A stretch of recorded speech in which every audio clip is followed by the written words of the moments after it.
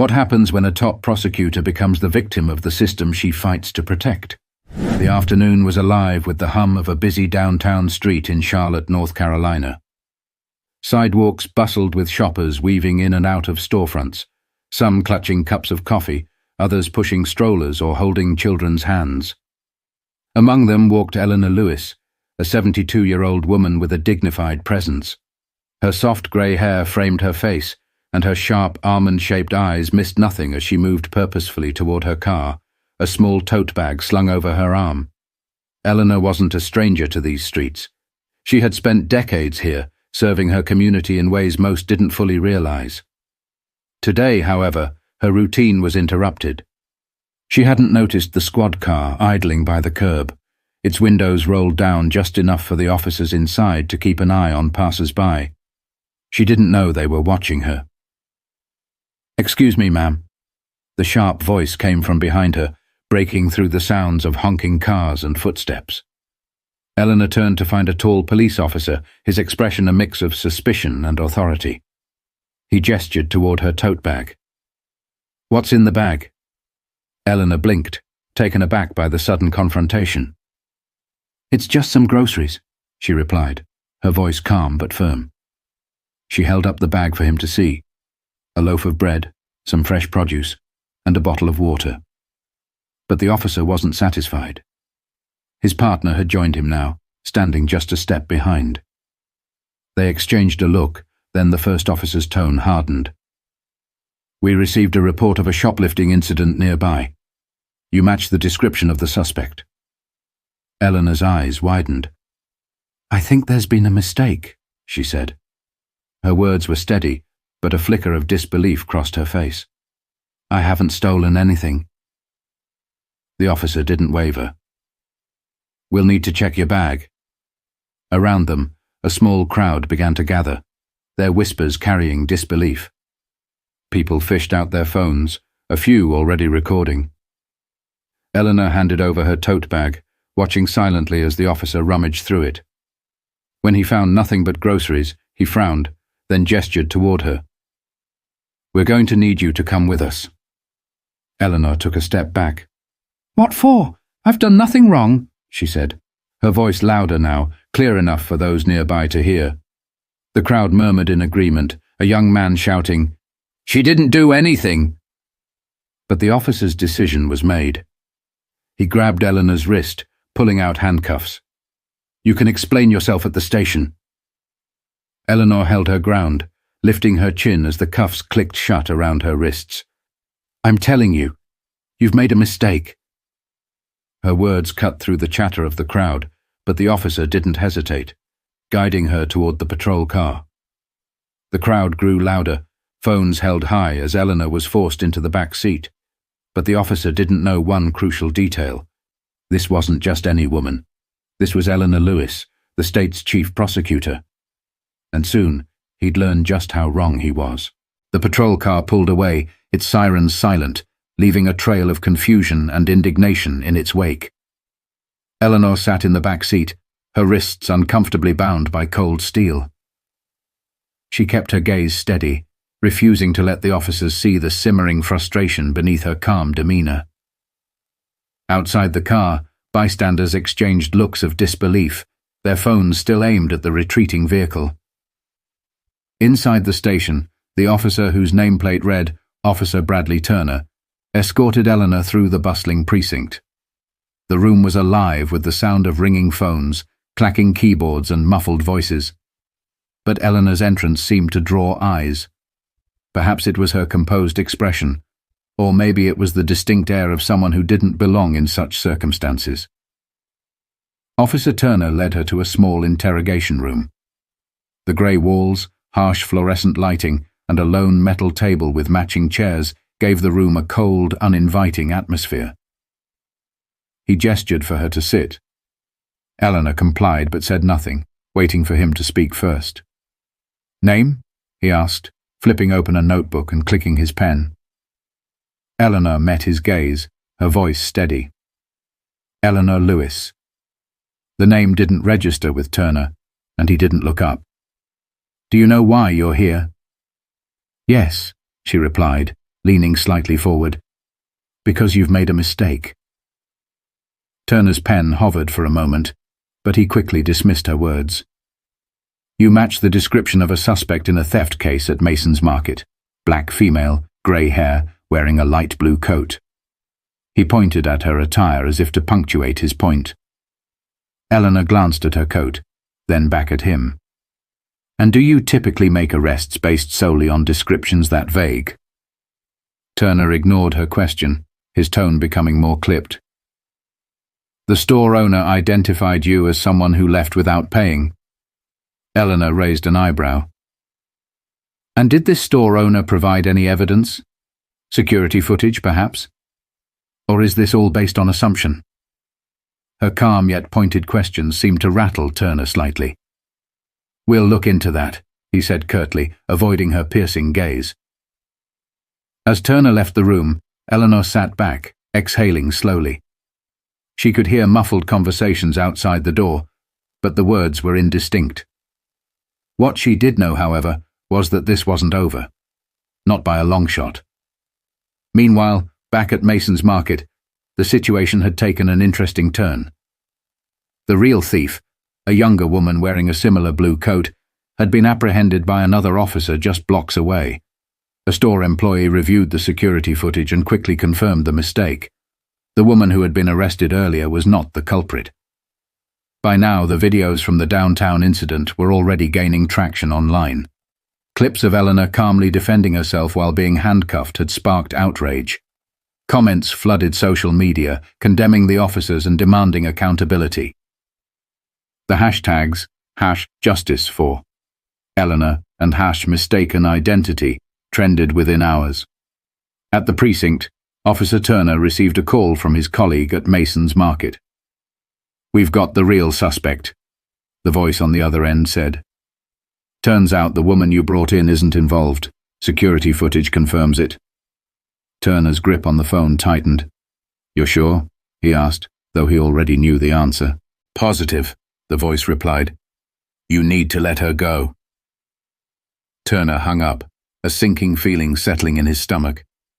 He walked back to the interrogation room, his steps heavier than before. When he opened the door, Eleanor's sharp eyes met his, and for the first time he hesitated. We've verified that you're not involved in the theft, he began, his voice lacking the confidence it held earlier. You're free to go. Eleanor rose from her chair, her movements slow and deliberate. And the apology? She asked, her tone cool and measured. Turner blinked. We acted on the information we had. Eleanor's expression didn't change. She simply nodded and walked past him, leaving the room and the precinct behind. But the officer's troubles were far from over. Outside the station, a crowd had begun to gather. News crews had arrived, their cameras trained on the station's entrance. Activists and community members held signs, chanting for justice. When Eleanor emerged, the crowd fell silent for a moment before erupting in applause. She acknowledged them with a slight wave but didn't stop to speak. She had other plans. Back home, Eleanor sat at her desk, reviewing the footage and statements that had flooded her inbox. As the state's chief prosecutor, she knew this incident went beyond her personal experience. It was a symptom of a much larger problem, a system that too often acted on bias rather than evidence, and she intended to address it. But Eleanor also knew she needed to tread carefully. The courtroom would be her stage, and her words would hold weight far beyond this single case. She was preparing for a reckoning, and it would be one the officer would never forget. The courtroom buzzed with anticipation. Reporters filled the back rows, their pens poised, and community leaders sat alongside concerned citizens, each wearing an expression that ranged from curiosity to indignation. Officer Turner adjusted his tie nervously as he stood by his lawyer. The defendant's table, usually a place of composure, felt unusually tense. The judge entered, his gavel striking sharply against the block to call for order. We are here today to address the incident involving the wrongful arrest of Ms. Eleanor Lewis, he began, his tone neutral yet firm. Turner's lawyer stood. Your Honor, my client acted on information provided by a credible source. He had no intent to cause harm, and the doors at the back of the courtroom swung open, cutting him off mid-sentence. All heads turned as Eleanor walked in, her presence commanding immediate respect.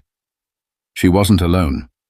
Behind her were two high-ranking officials from the Attorney General's office, their tailored suits and solemn expressions underscoring the gravity of the situation. The silence in the room was deafening as Eleanor approached the witness stand. Officer Turner's face drained of color, his confidence evaporating.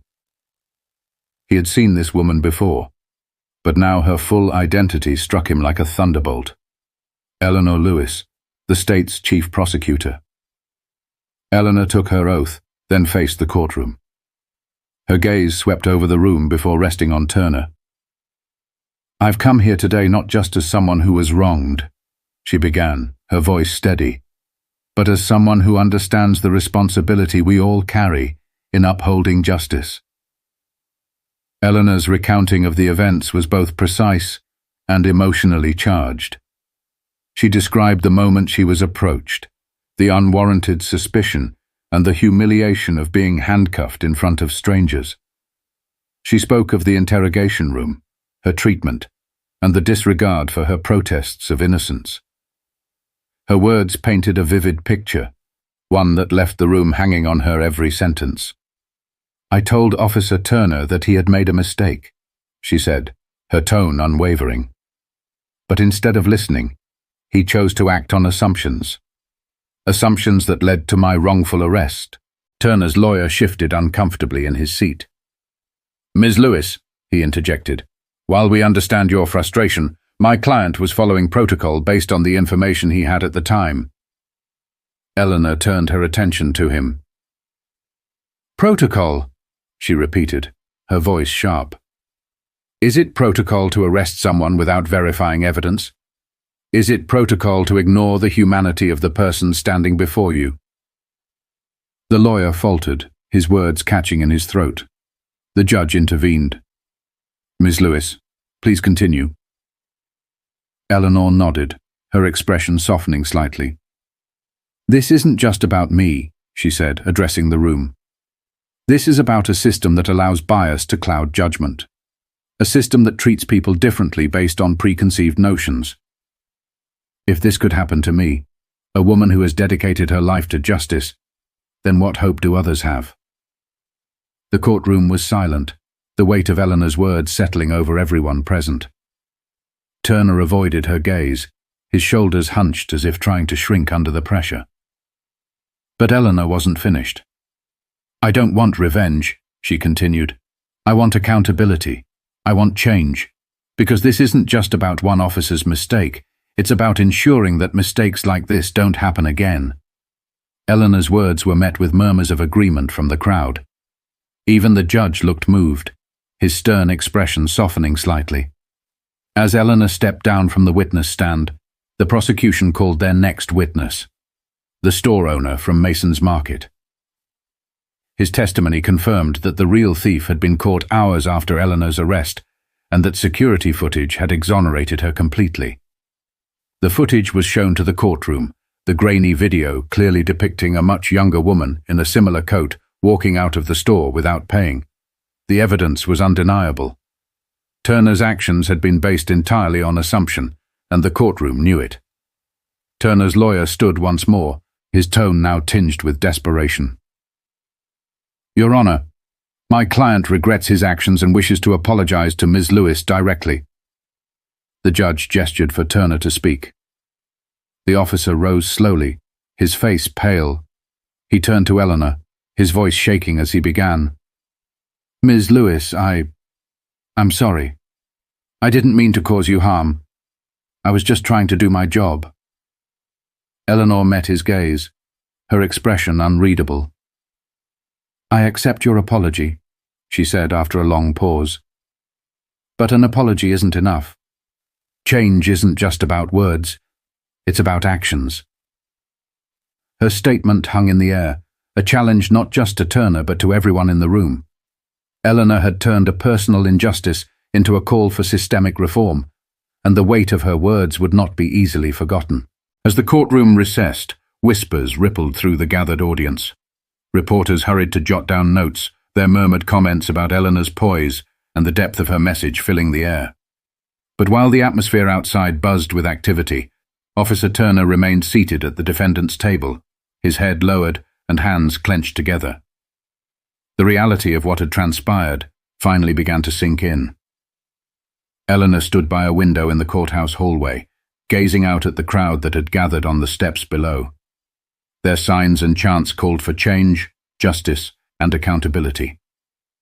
She couldn't help but feel a swell of both hope and sorrow. Hope because people cared. Sorrow because such incidents were still all too common. One of the reporters approached cautiously, microphone in hand. "Ms. Lewis," she began, her voice tentative, "can you share how you're feeling right now? Many see you as a symbol of strength and resilience after what happened." Eleanor turned to face her, offering a small but genuine smile. "This isn't about me," she replied. "It's about all the people who don't get to stand in a courtroom and have their voices heard. It's about those who don't have the privilege of their story being told. If my experience can spark a conversation that leads to change, then I'll consider that a victory." Her words resonated deeply, not just with the reporter, but with everyone who later watched the clip as it aired on the evening news. But the victory she spoke of felt bittersweet. For every Eleanor Lewis, there were countless others whose names would never be known. Turner walked out of the courtroom slowly, his expression unreadable. His colleagues avoided his gaze, some muttering to each other in hushed tones. It wasn't just about the embarrassment of arresting the wrong person. It was about what that mistake represented. Bias. Assumption. A failure to question whether his actions were guided by evidence or by something far more insidious. Later that evening, Turner sat alone in his apartment, staring at his uniform hanging neatly in his closet. He replayed Eleanor's words in his mind, particularly the part about actions speaking louder than apologies. She hadn't condemned him outright, but her disappointment carried more weight than any accusation could have. He opened his laptop and began typing. His resignation letter wasn't long, but it was sincere. Turner knew that stepping away from the badge wasn't just a gesture. It was a necessary step toward understanding the gravity of his actions and finding a way to do better. Meanwhile, Eleanor sat at her desk, drafting a formal statement for the Attorney General's office. She wasn't content to let this be another isolated incident swept under the rug. Her letter outlined concrete proposals, improved officer training, mandatory bias awareness programs, and stricter protocols for verifying evidence before making arrests. She knew these changes wouldn't fix everything, but they were a start. Her phone buzzed, interrupting her thoughts. It was a message from an old colleague. "You handled yourself with such grace today. Proud of you, as always." Eleanor smiled faintly, but the weight of the day still pressed heavily on her. She leaned back in her chair, her mind wandering to the faces of the crowd outside the courthouse. She thought of the young people holding signs, their voices strong and unwavering. They were the ones who would carry this fight forward, but she would do her part to pave the way. The next morning, news outlets across the country carried the story. Headlines ranged from "Wrongful arrest sparks calls for reform" to "State's Chief Prosecutor takes a stand against bias." The footage of Eleanor's arrest and subsequent courtroom appearance had gone viral, sparking debates on everything from systemic racism to accountability in law enforcement. Social media was ablaze with discussions. Some praised Eleanor for her courage and composure, while others criticized the system that allowed such a mistake to happen in the first place.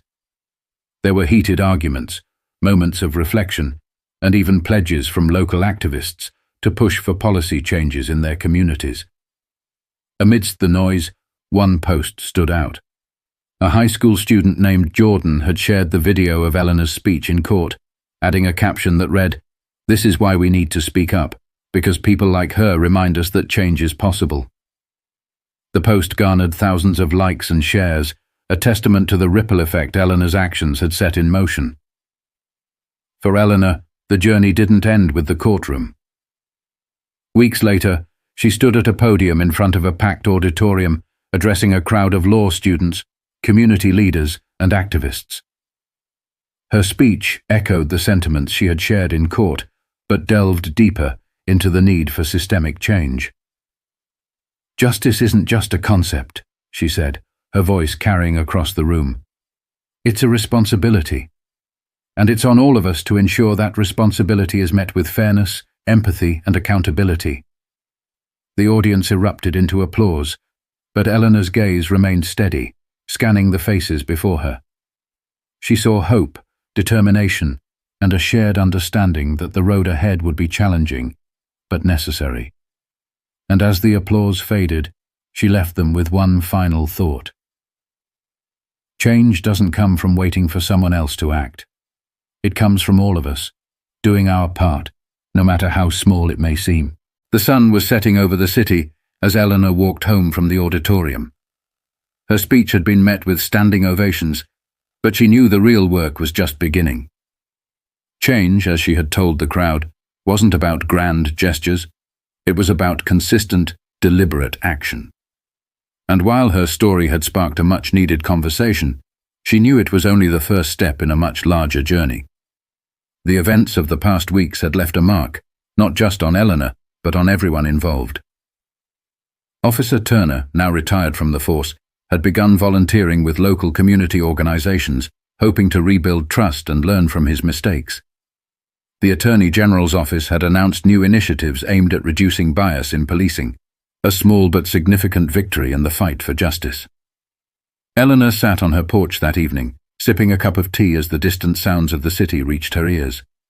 She thought of the young girl who had shared her speech on social media, the activists who had rallied outside the courthouse, and the countless people who had sent messages of support. Each of them was proof that change wasn't just possible. It was already happening. Her story, she realized, was no longer just hers. It belonged to everyone who had been overlooked, dismissed, or wronged by a flawed system.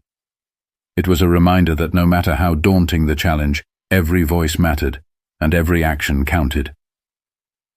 The world won't change overnight, Eleanor thought, setting her cup down. But it will change, one step at a time. And to you, the viewer, remember, it only takes one voice to start a movement. Speak up, stay informed, and never stop fighting for what's right. Subscribe to our channel for more stories that inspire change.